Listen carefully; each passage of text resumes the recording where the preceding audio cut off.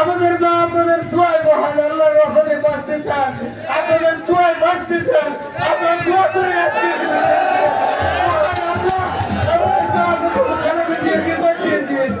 আমাদের মা বাঁচিয়ে দিন, আমাদের বাঁচিয়ে দিন, আমাদের সারা বাংলাদেশের সকল মাকে বাঁচিয়ে দিন, যারা অসুস্থ সকলকে বাঁচিয়ে দিন, যারা সকলকে বাঁচিয়ে দিন, আমাদের নির্বাচনটা দেখার জন্য বাঁচিয়ে দিন, নির্বাচনের প্রার্থী হিসেবে জিতিয়ে দিয়ে বাঁচিয়ে দিন।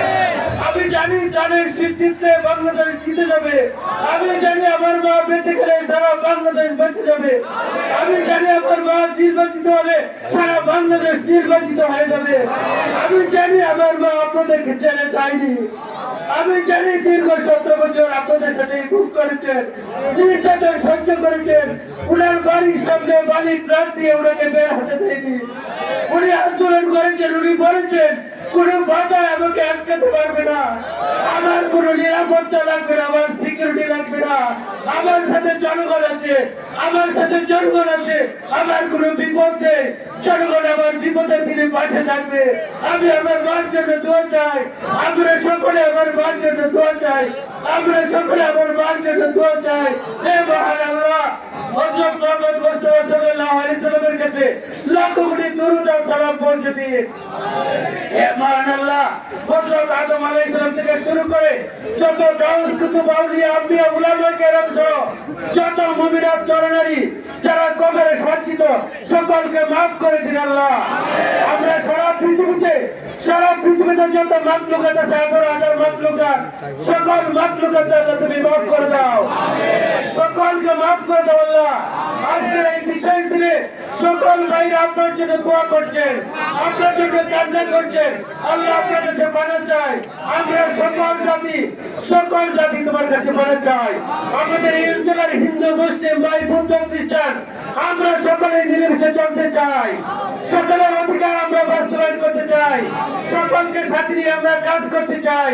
আমাদের সেখানে ব্যবসায়ী শ্রমিক সকল শ্রেণী পেশার মানুষকে আমরা কাছে পেতে চাই, আমরা সকলকে স্বাধীনভাবে কাজ করতে চাই, আমরা এই দেশে আরো কর্মসংস্থান বাড়াতে চাই, আমাদের এই এলাকায় উন্নয়ন উৎপাদনের রাজনীতিকে আরো বাড়িয়ে দিতে চাই, আমরা আমাদের যোগাযোগ ব্যবস্থা শিক্ষা স্বাস্থ্য সকল মানুষের জীবন মান উন্নয়নের জন্য আমরা কাজ করতে চাই।